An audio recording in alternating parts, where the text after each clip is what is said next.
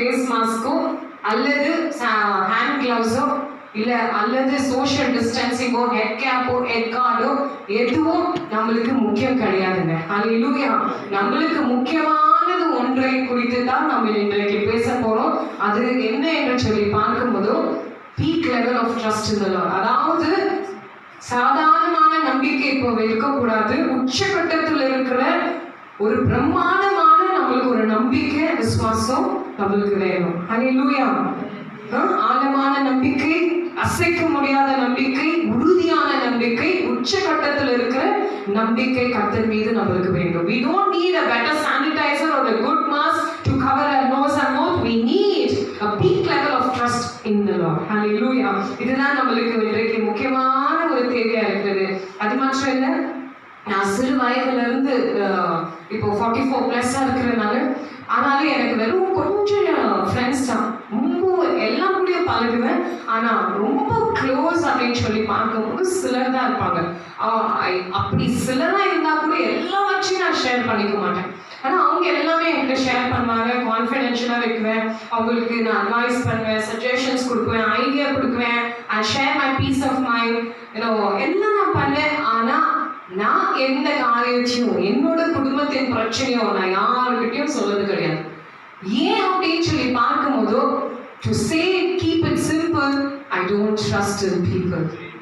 Hallelujah. ஏன்னா மனுஷர்கள் are unpredictable. Hallelujah. Because anytime anything can happen to them. Yes. Anytime they can change. Hallelujah. அவங்க நல்லவங்க தான். அவங்க ரூல்னு சொல்லல, அவங்க குரியல்னு சொல்லல. They have a tendency to change. Hallelujah. அவங்க எப்பயாவது மாறிடலாம். ஆகையனால தான் எல்லா காரியத்தையும் நான் சொல்லி சின்ன வயசுலேருந்தே எனக்கு ஒரு பழக்கம். நான் யார்கிட்டயும் ரொம்ப எல்லாரும் வந்து உங்க ஃபேமிலி கதைலாம் சொல்லிட்டு எல்லாம் ஷேர் பண்ணுவாங்க. நான் மாச்சும் அவங்க ஸ்டோரி கேட்டு அவங்களுக்கு அட்வைஸ் கொடுத்து நான் போயிட்டே இருப்பேன். தவிர என்னோட காரியத்தை நான் சொல்ல மாட்டேன். எனக்கா because they can change. They can change.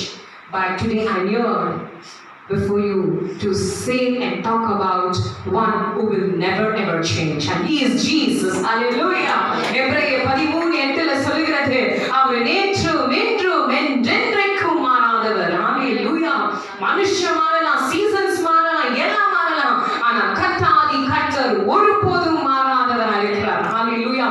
இப்பேற்ற மேலே தான் நீங்க அளவிலாத நம்பிக்கை இருக்க வேண்டும் என்று கர்த்தர் சொல்கிறார். ட்ரஸ்ட், அதாவது நம்பிக்கை என்பது ஒரு ஆராதனையில பயன்படுத்துகிற ஒரு வார்த்தை கிடையாதுங்க.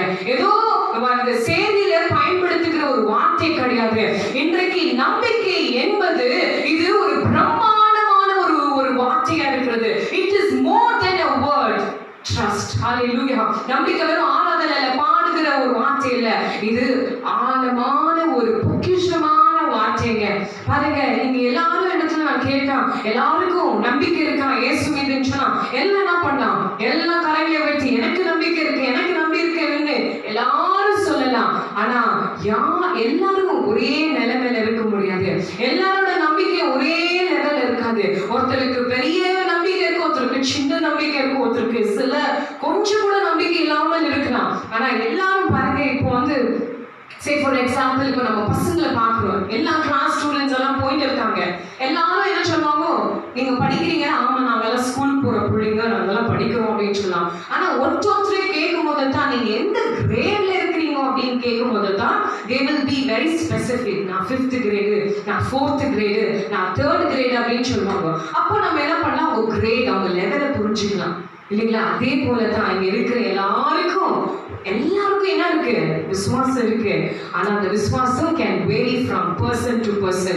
எல்லாரும் ஒரே நேரத்துல நான் சபைக்கு வந்தேன்னு சொன்னாலும் your trust in the Lord can vary, can be different. நான் ஒரே நாளில நாங்க 5 பேர் ஆனஸ்டன் எடுத்தோம் அப்படின்னு சொன்னாலும் சரி, உங்க ஒவ்வொருத்தரோட நம்பிக்கை என்ன இருக்கும், வேற வேற லெவல்ல இருக்கும். இன்றைக்கு நம்ம பார்க்க போறது என்னன்னாக்கா, இந்த உச்சகட்டத்துல, அதாவது இந்த பீக் லெவல்ல இருக்கிற ஒரு கர்த்தர் மீது இருக்கிற நம்பிக்கையான உடையவர்கள், அவரை எப்பேர் பெற்றவர்கள், என்ன செயல்படுவார், அவர் எப்படி இருப்பார் என்று 3 காரியத்தை பார்த்து பேசி நான் முடிச்சிடுறேன். ஏன்னா நம்மளுக்கு டைம் ரொம்ப இம்பார்ட்டன்ட். பிஃபோர் 8 o'clock நீங்க எல்லாம் வீட்டுல போய் சேர்றதுனால I have to rush with my message. என்னன்னாக்கா, இந்த பீக் லெவல்ல இருக்கிற ஒரு நம்பிக்கை உடையவர், கர்த்தர் மீது நம்பிக்கை உடையவர்கள் என்ன செய்வார்கள் என்று முதலாவது பார்க்கும் போதும் will blindly step in the unseen. அதாவது கண் பார்வை கண் பார்க்காத கண்மூடித்தனமாக அவர்கள் நம்புவார்கள். என் தமிழ் கொஞ்சம் ஸ்டாண்டர்ட் அது, ஏன்னா தமிழ்ல வந்து நான் இங்கிலீஷ்ல எழுதி வச்சிருப்பேன். ஸோ கண்மூடித்தனமாக ஒரு சில காரியத்தை அவர்கள் செய்வார்கள். அவங்களுக்கு கொஞ்சம் கூட பயல, ஐயோ இது எப்படி இருக்குமோ, என்ன நடக்குமோ, அப்பேற்பட்ட பயமே இருக்காது. யாருக்கு? இந்த உச்சகட்டத்தில் இருக்கிற கர்த்தர் மீது நம்பிக்கை இருக்கிறவர்கள் அவர்கள் வந்து போல்டாக சில காரியங்கள் செய்வார்கள். வசனம் கூட எபிரேயர் 12:1 எடுத்து வாசிக்கலாமா? Hebrew 12:1. Therefore, seeing we also are compassed about with so great a cloud of witnesses, let us lay aside every weight and the sin which 11:1. Okay, 11:1. Now faith is the substance of things hoped for, the evidence of things not seen. Amen. காண முடியாத காரியங்களை கண்மூடித்தனமாக நம்புவது. அப்படி ஒரு காரியம் இல்லவே இல்லை, ஆனாலும் அவர்கள் நம்புவார்கள். அதுதான் உச்சகட்ட நம்பிக்கை கர்த்தர் மீது இருக்கிறவர்கள் செய்யக்கூடிய காரியம். இதுக்கு உதாரணம் என்று சொன்னாக்கா யார் என்று சொல்லி பார்க்கும் போது நோகா காட்டி எனக்கு வேற யாரும் நான் மனதுக்கு டக்குன்னு வரல. அவர் யாருன்னா நோகா இடத்துல கர்த்தர் சொல்லுகிறான், நீ வந்து ஒரு பேழையை காட்டணும், ஏன்னா நான் ஜலத்தினால நான் உண்டாக்கின ஒவ்வொரு பிள்ளைகளும் அழிக்க போறேன். ஏன்னா அவங்க வந்து பாவத்துல உச்சகட்டத்துல போய்கொண்டிருக்கிறார்களே, நான் அழிக்க வேண்டும். ஆகையினால நான் ஜலம் வரப்போகிறது, மழை வரப்போகிறது, 40 நாளும் பகலும் இரவும் வந்து இவங்க எல்லாம் ஜலத்தினால நான் வந்து அழிக்க போறேன். ஆனா நீ ஒரு பேழையை கட்டி, ஏன்னா நீ நீதிமானா இருக்கிறபடி அவங்க குடும்பத்தை நான் காத்துக்கொள்ளணும் அப்படி ஒரு பேழையை கட்ட கொடுக்குற. கொஞ்சம் இமேஜினேஷன் நீங்க கொண்டு வாங்க. அந்த காலத்துல மழை இல்லை, நோகாவின் காலத்துல மழை இல்லை. ஜெனசிஸ் 2:6 வாசிக்கணும் என்னன்னாக்கா அந்த காலத்துல எப்படி செடி மரங்கள் கொடிகள் எல்லாம் வளர்ந்தது என்று சொல்லி பார்க்கும்போது பூமியில இருக்கிற உஷ்ணம் மேல போய் அது மேகம் போல ஆகி மேல பூமியில இருந்து போற தண்ணி தான் பூமியை நனைக்கும். From the water vapor that goes and gets collected in the clouds will come back as a water to water all the plants, trees, herbs, shrubs, everything. அந்த நாளில் அப்பேர் வச்ச ஒரு காலகட்டத்தில் நோகா என்ன பண்றாருன்னா பேழையை கட்டுறாரு. அவர் பாருங்க, அந்த பேழையை கட்டுற நேரத்துல அவர் வந்து இது மழை வருமான்னு கூட அவர் யோசிக்கல. இது எப்படி இருக்கும், மழை வருமா அப்படின்னு யோசிக்காதபடிக்கு அந்த பேழையை கட்டுறாரு. இன்னொரு என்ன காரியம்னாக்கா இதில் வந்துட்டு எப்படியோ கட்டலாம் அப்படின்னு கர்த்தர் சொல்லல, இப்படித்தான் கட்டணும், இவ்வளவு அகலத்துக்கு தான் கட்டணும், இவ்வளவு உயரத்துக்கு தான் கட்டணும், இப்பேற்பட்ட ஒரு உட்டை தான் நீ தயாரிக்கணும், இதுலதான் நீ இப்படி பண்ணணும், இவ்வளவு கம்பார்ட்மெண்ட் இருக்கணும், இவ்வளவு விண்டோஸ் இருக்கணும் அப்படின்னு சொல்லி ஒரு பெரிய இன்ஸ்ட்ரக்ஷன் கொடுத்திருக்கிறார். இதுக்கு நான் பணத்துக்கு எங்க போவேன், யாரிடத்துல கேட்பேன், குடும்பம் இதை நம்புமா? அதெல்லாம் வச்சுட்டு கண்மூடித்தனமாக கர்த்தர் சொன்னா கர்த்தருடைய காரியத்தை நான் செயல்பட போறேன், இதற்கு எத்தனை பேர் எதிர்த்து நின்றாலும் நான் செய்வேன், எத்தனை பேர் என்னை பரிகாசம் செய்தாலும் நான் செய்வேன் என்று சொல்லி இப்பேர் பெற்ற ஒரு கண்மூடித்தனமான விசுவாசம் யாருக்கு இருந்தது? நோகாக்கு இருந்தது. அட்லீஸ்ட் மோசேக்காவது கர்த்தர் சொல்கிறார் எனக்கு ஒரு வாசஸ்தலத்தை உருவாக்கு, ஆனா நான் எப்படி காண்பிக்கிறனோ அதை வண்ணமா நீ செய்தா போதும் அப்படின்னு சொல்லி what I am going to show you அந்த பேட்டர்ன்ல வச்சு நீ பண்ணா போதும்னு சொல்லி பேட்டர்னை காண்பிக்கிறார். யாருக்கு? மோசேக்கு. So it is easy when you show something and ask you to do something. But இவரோட கேஸ்ல எதுவுமே காண்பிக்கல. Just it is like it is just instructions after instruction. ஒரே வெறும் இன்ஸ்ட்ரக்ஷன் கொடுத்துட்டு இப்படிதான் செய்யணும் அப்படின்னு சொல்லி, ஆனாலும் கண்மூடித்தனமாக அவர் நம்பினார். ஏனென்று சொன்னால் அவருக்கு இருந்த விசுவாசம் உச்சகட்டமான ஒரு விசுவாசம். ஹல்லேலூயா. இன்றைக்கு நீங்க கடைசியாக கர்த்தர் இதை சொன்னால் நான் கண்மூடித்தனமாக செய்ய போறேன் என்று சொன்ன காரியம் ஒன்று யோசித்து பாருங்க. எங்க அமர்ந்திருக்கிறது கர்த்தர் இதை சொன்னாரு, என் கணவர் வெறுத்தாலும் பரவாயில்ல, என் தாய் வெறுத்தாலும் பரவாயில்ல, இதை எனக்கு சொல்லி இருக்கிறார், நான் இது செய்வேன், இது பண்ணுவேன் அப்படின்னு சொல்லி உற்சாகத்தோட நீங்க செய்த கடைசி காரியம் எதுன்னு யோசிச்சு பாருங்க. கர்த்தருக்கு நம்ம வைராக்கியமா இருக்கணும். தானியல் கதை புத்தகத்தை நம்ம வாசித்து வரணும். தானியல் என்று சொன்னாலே ஒரு வைராக்கியமான ஒரு புத்தகமா இருக்கிறது. இன்றைக்கு நம்ம விசுவாசம் இந்த மாதிரி சிச்சுவேஷன், இந்த கொரோனா சிச்சுவேஷன்ல நம்மளுக்கு எப்பேர் வச்ச ஒரு நம்பிக்கை வேணும்னா எப்படி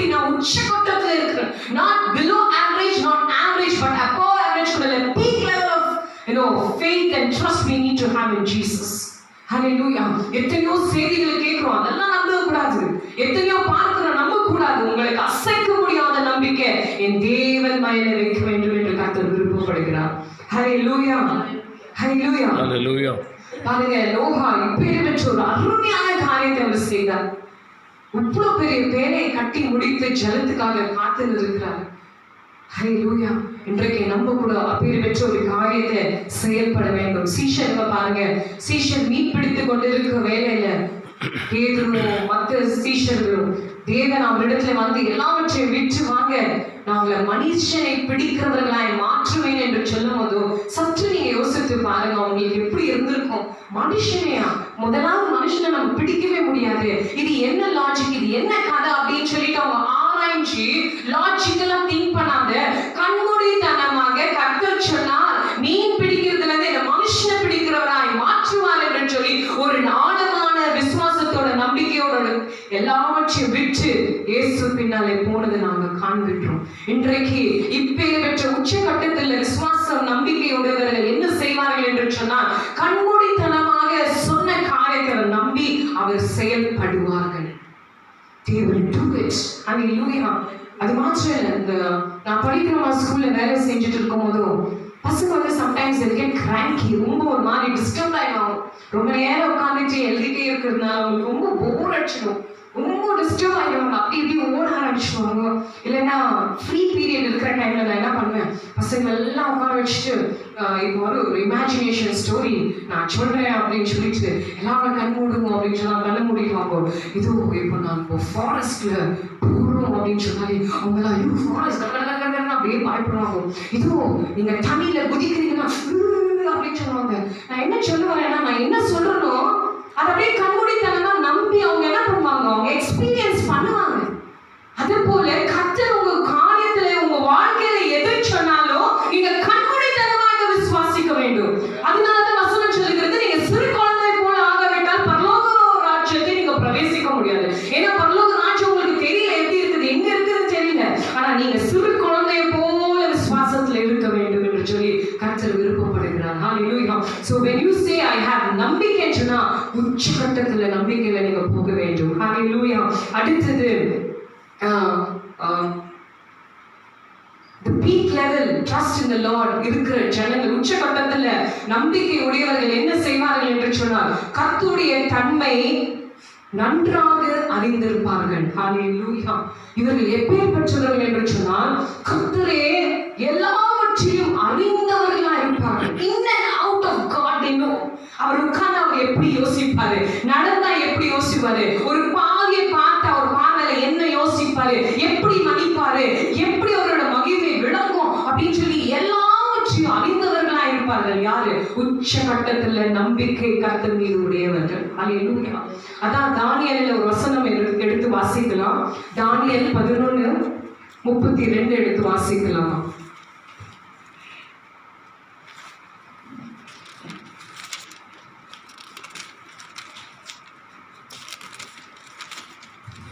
தானியேல் 11:32.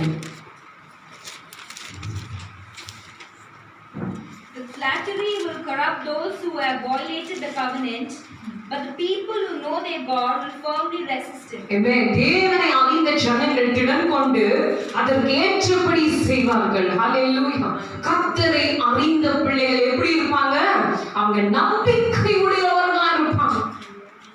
இன்றைக்கு நீங்க ஆராதிக்கிற தேவர் இன்னார் என்று நீங்க தெரிந்திருக்கிறீர்களா பிரியமானவர்களே? இது சூழ்நிலைகளை பார்த்து பயந்து சோர்வடைகிறீர்களா? வசனம் சொல்லுகிறது, தன் தேவனை அறிந்தவர்கள் என்ன பண்ணுவார்கள்? திடன் கொள்வார்களாம், திடன் கொள்வார்களாம். ஹalleluya, ஹalleluya. எல்லாருக்கும் தெரியும், 100க்கு அதிபதி இயேசு கிறிஸ்துவை சந்திக்கும் போது ஒரு காரியத்தை சொல்றார். என் வேலைக்காரன் ரொம்ப கஷ்டப்பட்டு இருக்கிறான், வியாதியோட படுக்கையோட இருக்கிறார். ஆனா நீங்க வந்தா வர வேண்டாம், நீங்க ஒரு வார்த்தை சொன்னா போதும் அப்படின்னு சொல்றார். நீ வரக்கூடாது எங்க வீட்டுக்கு. ஏன் அந்த 100க்கு அதிபதி அப்படி சொன்னார் என்று சொன்னால், அவர் வீடு ஏதோ தூரமா இருந்ததுன்னு இல்லை. வசனம் சொல்கிறது லூக்கால அவர் சமீபத்துல தான் இருந்தார், வீடு பக்கத்துல தான் இருந்துச்சு. அல்லது இல்ல அவர் ரொம்ப ஏழையா, அவருக்கு பெஜாரா இருந்துச்சா, இயேசு சுவாமி எங்க கூட எப்படி வருவாரு, இல்ல, அவர் 100க்கு அதிபதி, நல்ல செல்வாக்குடையவரா தான் இருந்தார். அல்லது அவர் புறஜாதி, அவர் ஒரு யூதர் எப்படி புறஜாதி வீட்டுக்கு வர முடியும்? ஆகையனால தான் நீ வராதீங்க ஒரு வார்த்தை சொன்ன போதும் என்று சொன்னாராம். கிடையவே கிடையாது. இது மூன்றுல எதுவுமே இல்லை. ஏன் வரல அப்படின்னு, ஏன் நீங்க வரக்கூடாது இயேசு சுவாமி என்று ஏன் சொன்னார் என்று சொன்னா, எனக்கு தெரியும் உங்க வார்த்தையில எப்பேற்பட்ட வல்லமை உடையது என்று சொல்லி. அல்லேலூயா. இங்கே நீ ஒரு வார்த்தை சொன்னால் பல மைல் கடந்தது கர்த்தர் ஒரு அதிசயம் அற்புதத்தை செயல்பட முடியும் என்று அவர் அறிந்திருந்தார். அல்லேலூயா.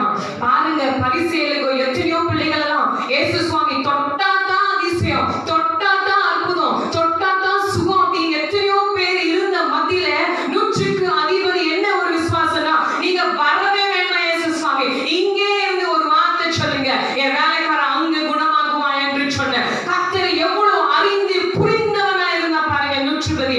இன்று மாலை வேளையில உங்களோட நம்பிக்கை இந்த மாலை வேளையில எப்படி இருக்கிறது? எப்பேற்பட்ட நிலைமையில இருக்கிறது? எந்த கட்டத்தில் இருக்கிறது பிரியமானவர்களே உங்கள் நம்பிக்கை? ஹல்லேலூயா, ஹல்லேலூயா.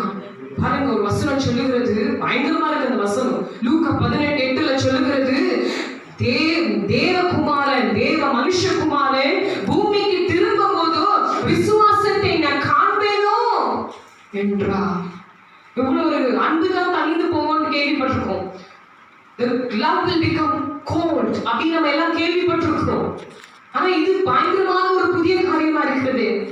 விசுவாசத்தை நான் காண்பேனோ. Because everywhere in the world has an alternative. எல்லாத்துக்கும் ஒரு ஆல்டர்னேட் வந்துருச்சுங்க இன்னைக்கு. உலகம் is replacing everything with something new, something fake. இதை நம்பி போய் கொண்டிருக்கிறாங்க சொல்லுங்க. ஆகையினால தான் அவர் சொல்றாரு, நான் திரும்பி வரும்போது நான் விசுவாசத்தை காண்பேனோ. யாருக்கிட்டாவது அதை அசைக்க முடியாத நம்பிக்கை இருக்குமா? எனக்கு சந்தேகமா இருக்குது என்று தேவன் சொல்கிறார். Because the world is going to go to that end. Hallelujah. Even preachers, even believers will stop believing the word of God one day and go behind the world. ஏன்னா சூழ்நிலைகளை பார்த்து பயந்து அவங்க நம்பிக்கையெல்லாம் குறைந்து போகிற நிலைமைக்கு வரப்போகிறது.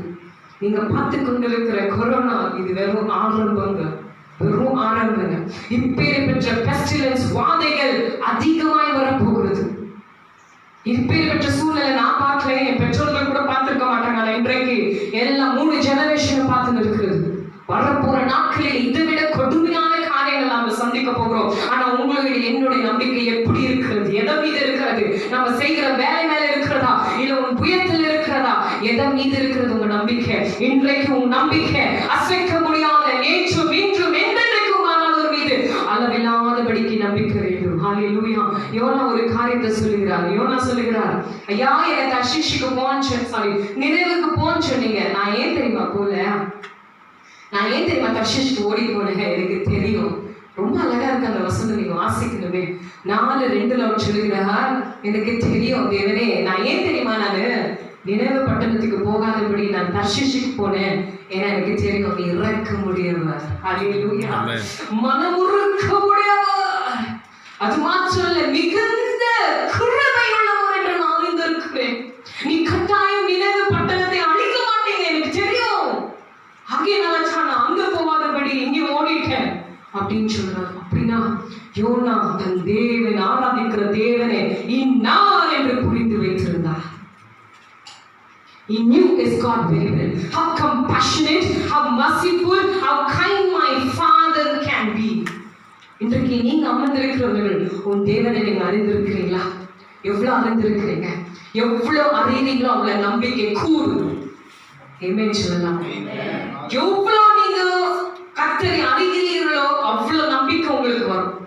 The more you know God, the more you will trust Him. ஏன் நம்ம விழுந்து போறோம்னா அவரை பத்தி நிறைய தெரியல, அதுக்குதான்.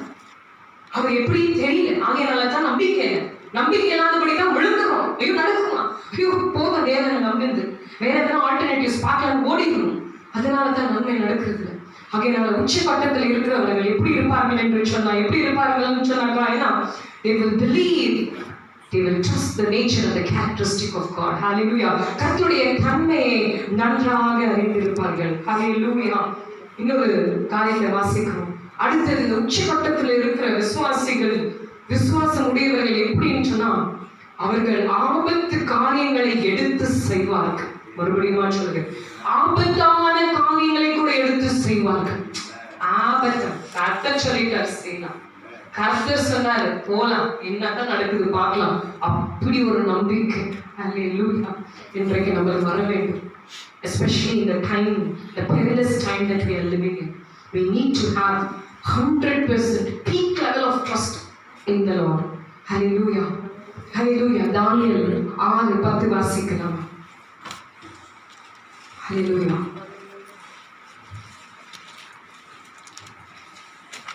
Now, when Daniel learned that the decree has been published, he went home to his upstairs room, where the windows opened toward Jerusalem. 3 times a day he got down on his knees and prayed, giving thanks to his God, just as he had done before. ஆராதனைகளை பார்த்தோம். இன்றைக்கு நிறைய பேர் தானியேல் பத்தி நம்ம வாசிச்சிருக்கிறோம். தானியேலுக்கு ஒரு விழுந்த ஒரு petition வந்துச்சு, சைன் ஆயிடுச்சு. இனிமேல் யாரும் தேவன் ஆராதிக்க கூடாது, ஜெபம் செய்யக்கூடாது.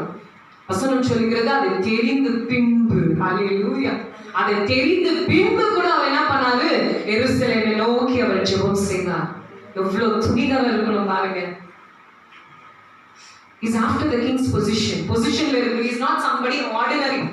He's somebody who held a high position in the palace. ஒரு சாதாரணமானவர் அல்ல தானியேல். ராஜாக்கு பின்பு இருந்தவர். ஆனாலும் ஒன்றும் கூட அவர் யோசிக்காதபடி துணிகரமாக என்ன பண்ணார்கள், எருசலேமை நோக்கி ஜெபம் செய்தார்கள். அதுதான் உச்சகட்டத்தில் இருக்கிற விசுவாசிகள் செய்யக்கூடிய காரியங்கள். இன்றைக்கு இப்பேற்பட்ட காரியங்கள் தானியேல் செய்தபடியால் தான் இன்றைக்கு கூட பேசிக் கொண்டிருக்கிறோம், நாளைக்கு பேச போகிறோம். ஹல்லேலூயா. இன்றைக்கு ஏன் நம்மளால சரித்திரத்தை படிக்க முடியாது, ஏன் பிரம்மாண்ட காரியம் அதை செயல்பட முடியாது என்று சொன்னா நம்மளோட நம்பிக்கை எல்லாம் இப்படியே இருக்குது. உங்களுக்கு காரியங்களை சாதிக்க வேண்டும் என்று சொன்னால் நீங்க உயரணும். உங்க விசுவாசத்துல, உங்க நம்பிக்கையில உயரணும். நீங்க அசாதாரணமான காரியத்தை செய்யணுமா, அந்த அளவுக்கு நம்பிக்கை வரணும் உங்களுக்கு. செங்கடலை பிரிக்கிறோமா, இந்த லெவல்ல இருக்கிற நம்பிக்கையால பிரிக்க முடியாது. அந்த அளவுக்கு ஒரு பீக்கான ஒரு உச்சகட்டத்திலான நம்பிக்கை இருக்கும் போதுதான் பிரம்மாண்டமான ஆசீர்வாதத்தையும் அற்புதத்தையும் உங்களால விட்னஸ் பண்ண முடியும். ஹல்லேலூயா. அன்றைக்கு அளவிலான நம்பிக்கை வைத்தபடியால் தான் அன்றைக்கு எல்லாவற்றையும் உதறிவிட்டு துணிகரமாக எங்க தகப்பனுக்கு நின்ற எல்லாருக்கும் நின்றபடியால் இன்றைக்கு நான் ஒரு செய்தியை கொடுக்கிறவளுக்கு கர்த்தர் என்னை உயர்த்தி இருக்கிறார். ஹல்லேலூயா. அன்றைக்கு எனக்கு அழைப்பு வந்தது. அன்றைக்கு எல்லாரும் எனக்கு விரோதமாக பேசினார்கள். இப்படிப்பட்ட காரியம் நடக்கக்கூடாது, பெண்களுக்கு அழைப்பு இருக்காது, எத்தனையோ காரியங்கள் சொல்லி கூட துணிகரமாக நின்றேன். நான் என் வேலையை விட்டு எல்லாம் விட்டேன். இன்றைக்கு கர்த்தர் சமூகத்தில் நான் ஆராதிக்கிறேன். ஹல்லேலூயா. வசனத்தை பேசும்படி எனக்கு வைத்தார். ஹல்லேலூயா. அன்றைக்கு எடுத்த அந்த துணிகரமான ஒரு விசுவாசம், நம்பிக்கை தான் இன்றைக்கு என்னை இங்கே நின்று கொண்டு நீங்க உங்களுக்கு நான் போதிக்கும்படி என்னை கர்த்தர் வைத்திருக்கிறார். ஹல்லேலூயா. இன்றைக்கு you want to see something spectacular happening in your life, you got to take a peak level of trust in the Lord. Hallelujah. பெரிய அளவுக்கு ஆசீர்வாதம், பெரிய அளவுக்கு நமக்கு விசுவாசம் வளர வேண்டும். Hallelujah. மோசே பாருங்க, மோசே மறுபடியும் எகிப்துக்கு நீங்க போக வேண்டும் என்று முள்செடியில கர்த்தர் பேசினார். எங்க நீ பயந்த, எங்க உன் ராஜ்யத்தை விட்ட, எங்க உன்னை தேடிக்கொண்டிருக்காங்க, அதே இடத்துக்கு போ என்று சொன்ன மோசேக்கு அளவில்லாத நம்பிக்கை கொண்டு மறுபடியும் எகிப்துக்கு போறார். அவரை போக வைத்தது என்ன? இல்ல எனக்கு தெரிஞ்சவங்க இருக்கிறாங்க, சமாளிச்சுக்கலாம் அப்படின்ற போல அந்த முள் செடியில இருந்து வந்த அந்த வார்த்தை நம்பினார். அல்லேலூயா. பரவாயில்ல, கர்த்தர் சொன்னார், கர்த்தர் செய்வார் என்று சொன்ன அளவில்லாத நம்பிக்கைப்படி அந்த வந்த அந்த வார்த்தையை விசுவாசித்து எகிப்துக்கு போனபடியால் இன்றைக்கு கூட அவருக்கு ஆசீர்வாதம். எப்பேற்பட்ட ஆசீர்வாதம் என்று சொன்னா, இயேசு சுவாமி மலைக்கு போய் மறுரூபம் ஆக்கும் போது பக்கத்துல நின்றது மோசே. ஏனென்று சொன்னால் இன்றைக்கு சொன்ன வார்த்தைக்கு கீழ்ப்படிந்து துணிகரமாக எகிப்துக்கு போனபடியால் மறுபடியும் வெளிப்படுத்தின விசேஷத்தில் சொன்ன மோசே மறுபடியும் வருவார். Hallelujah. If you want to make your name glorify, you got to have the peak level of trust in the Lord. Hallelujah. நம்ம எவ்வளவு விசுவாசிக்கிறோமோ அவ்வளவுதான் கர்த்தர் நம்மளை எடுத்து உபயோகப்படுத்துவார். அவ்வளவுதான். இவ்வளவு லெவல்ல ட்ரஸ்ட்னா அவ்வளவு லெவல் ஆன்சர் வரும். பெரிய பெரிய காரியம் உங்க வாழ்க்கையில செய்யணும்னா போல்டான ஸ்டெப் எடுக்கணும் கர்த்தருக்குள்ள. ஹalleluya. பயப்படாதீங்க, துணிகரமா இருங்க. தானியேலை போல, ஷத்ராக் போல, மேஷாக், ஆபேத்நேகோ போல இருக்க வேண்டும். நான் ரீசெண்டா செஞ்சு முடிச்சேன். யாருக்கும் பயப்படல. கர்த்தர் ஒரு காரியத்தை வெளிப்படுத்தினார், இது இப்படிதான் செய்யணும். யாரையும் நான் பயப்படலைங்க. எனக்கு விரோதமாக எவ்வளவு பேர் எழுப்பினாலும் பரவாயில்ல, அவர்களை ஃபேஸ் பண்ண நான் ரெடியா இருக்கிறேன். ஏனென்று சொன்னா என்னோடு இருக்கிறவர் பெரியவர், உலகத்துல இருக்கிற அவரை காட்சியும். ஹalleluya. கர்த்தர் எது சொன்னாலும் நீங்க கண்மூடித்தனமாக துணிகரமா செய்து பாருங்கள். அப்போது கர்த்தர் உங்களை எப்படி உயர்த்துவார் என்று சொல்லி. ஹalleluya. பயப்படாதீங்க. மாம்சத்தை உங்களை கொலை பண்ணுறவர்களுக்கு பயப்படாதீங்க. உங்க ஆத்துமாவை கொலை பண்ணுகிறவர்களுக்கு மாத்திரம் நீங்க பயப்பட வேண்டும். இந்த மாதிரி வேலையில ஹalleluya. கொன்று போட்டாலும் நான் கர்த்தரை விசுவாசிப்பேன் என்று சொன்னார். யாரு? யோபு. ஹalleluya. Even if you slay me, I will still trust in you. Hallelujah. அப்படி நம்பிக்கை வேண்டும் யாருக்கு? கிறிஸ்தவர்களுக்கு. Hallelujah. Hallelujah. ஒண்ணே இல்லை, எனக்கு பேங்க் பேலன்ஸ் இல்லை, ஆனாலும் கர்த்தரை நம்புறேன். எனக்கு வேலை போயிடுச்சு, பிசினஸ் இல்ல, ஆனாலும் கர்த்தரை நம்புவேன். Hallelujah. நான் நிற்கிற பூமி கூட நிலைக்கு விழுந்தாலும் நான் இயேசுவை நம்புவேன். ஏனென்று சொன்னால் வாக்கு கொடுத்தவர் வாக்கு மாறவே மாட்டார். Hallelujah. அப்பேற்பட்ட ஆழமான நம்பிக்கை உங்களுக்குள்ள வேண்டும். கடைசியாக கர்த்தருக்காக நீங்க துணிகரமாக செய்த காரியம் என்ன என்று யோசித்து பாருங்க. ஹalleluya. சங்கீதம் 125:1 சொல்கிறது, those who trust in the Lord are like Mount Zion which cannot be shaken but endures forever. Hallelujah. கர்த்தரை விசுவாசிக்கிறவர்கள் சீயோன் பர்வதத்துக்கு ஒப்பாக பேசப்பட்டிருக்கிறது. ஏனென்று சொன்னால் சீயோன் பர்வதம் ஏனென்று சொன்னால் அங்கு கர்த்தர் அசைவாடுகிறார். Hallelujah. There are a lot of scriptures which I can give you. Isaiah 8:18, Psalm 74:2, Isaiah 24:23, Psalms 2:3. Mount Zion is a place where God dwells. Hallelujah. இப்போ நீங்க நினைச்சு பாருங்க, நம்ம யாருக்கு ஒப்பிடுகிறாரு? விசுவாசிக்கும் போதும் ஜியோன் பர்வதத்துக்கு ஏறாங்க. ஹalleluya. நம்மளை ஒப்பிடுகிறார் கர்த்தர். ஹalleluya. மாத்திரம் இல்ல, கர்த்தர் எங்கே அசைவாடுகிறாரோ அவங்க பிரம்மாண்டமான காரியங்களை செய்வார், அதிசயமான காரியங்களை செய்வார், அற்புதமான காரியங்களை செய்வார். ஹalleluya. வசனம் சொல்லுகிறது Roman 8:31, God is for us, who can be against us? கர்த்தர் உங்களோடு இருப்பது உங்களுக்கு விரோதமாய் நிற்பவன் யார்? உங்களை எதிர்த்து நிற்பதற்கு யாருக்கும் இல்லைங்க. கர்த்தர் ஒரு அனுமதி கொடுக்கணும். ஏன்னா ஒரு முடி கூட உங்க தலைமையில் ஹalleluya விழ முடியாது. கர்த்தரோட சித்தம் இல்லாதபடி பயப்படாதீங்க. எதை கொண்டு என்ன போனாலும் பரவாயில்ல, உடுத்தி கொள்ள போடவே இல்லையா, சாப்பிட உணவு இல்லையா, ஆனாலும் சொல்லுங்க, என்னை கொன்று போட்டாலும் நான் கர்த்தரை விசுவாசிப்பேன். ஹalleluya. அதுதான் உச்சகட்டத்தின் நம் நம்பிக்கை. ஹalleluya. இன்றைக்கு I know many people are dull. They given up their faith. Hallelujah. ஏன்னா சம்பளம் இல்லை, வேலை இல்லை, வாடகை கட்ட முடியல, ஃபோன் போட்டு ஒவ்வொரு குடும்பத்தில் பேசின கண்ணீரான கதைகள் கேட்டு எனக்கு கஷ்டமா இருக்கும். வேலை இல்லை சிஸ்டர், வேலைன்னா சொல்லிக்கோ, பில் கட்ட முடியல, வாடகை கட்ட முடியல சிஸ்டர். ஒவ்வொரு வீட்டையும் கேட்கும் போது கதை பயங்கரமா இருக்கு. ஆனால் இன்றைக்கு ஒன்று மாத்திரை சொல்லி நான் உற்சாகப்படுத்துறேன். உன்னை அழைத்தவர் உண்மையுள்ளவரா இருக்கிறார். கரங்களை தட்டுங்க. உன்னை அழைத்தவர் உண்மையுள்ளவரா இருக்கிறார். உன்னை தாயின் கர்ப்பத்திலே உன்னை உருவாக்குறதுக்கு முன்பதாகவே உன்னை பேர் சொல்லி அழைத்திருக்கிறார். உன்னை விட்டு விடவே மாட்டார். ஹalleluya. அதனால நீங்க சோர்ந்து போகாதீங்க. இன்றைக்கு கர்த்தர் உங்களோடு இருந்து, உங்க குடும்பத்தோட இருந்து உங்க தேவைகளை சந்தித்து பராமரிப்பார். ஹalleluya. அவர் மனுஷன் அல்ல போய் சொல்வதற்கு, மனமாற மனபுத்திரனும் கிடையாது. அவர் தெய்வகுமார். நீங்க கண்ணீர் சிந்தும் போது அவர் கூட இருக்கிறாங்க, அழுகாமையில் இருக்கிறார். நீங்க அழுது கொண்டு இருக்கும் போது அவர் தூரம் இல்லை. மனுஷன் வேணா தூரம் போகலாம், சலிச்சுக்கலாம். ஐயோ எப்போ பார்த்தாலும் அழுவா, எப்போ பார்த்தாலும் கண்ணீரா, எப்போ பார்த்தாலும் குறையாங்க. மனுஷனுக்கு என்ன பண்ணலாம்? தூரம் விட்டு போகலாம். ஆனா கர்த்தர் நீங்க அழுத நேரத்துல உங்க பக்கத்துல இருந்து உங்க கண்ணீரை துடைக்கிறாங்க பாருங்க, உங்களை ஆறுதல் படுத்துறாங்க பாருங்க. அதுக்கு கோட்டான கொடி ஸ்தோத்திரம். யார் நம்மளை ஆறுதல் படுத்த முடியும்? ஹalleluya. விழுந்த போது மறுபடியும் எழும்ப செய்தார் பாருங்க. கர்த்தர் நம்மளை அந்த பலன் யாருமே கொடுக்க முடியும்? நீதிமான் 7 முறை விழுந்தாலும் எழுந்திருப்பான். எப்படி எதை எந்திரிக்க வைக்கிறான்? கர்த்தர் கரத்தை கொடுக்கிறார். ஹalleluya. பேதுரு கரத்தை பிடித்து தூக்கினார் இயேசு. ஹalleluya. அதே தேவன் தான் உங்க குடும்பத்தில் வாசமா இருக்கிறார். உங்க நம்பி இருக்கிற தேவன் உங்களை ஒருபோதும் கைவிட மாட்டார். ஹalleluya. உங்களை கட்டாயம் நடத்துவார். இழந்து போனதை இரட்டையாய் தேவன் கொடுப்பார். ஹalleluya. இன்றைக்கு நம்ம கர்த்தர் அப்படி செய்ய போகிறார் என்று கரங்களை தட்டி கர்த்தருக்கு நன்றி சொல்லுங்கள்.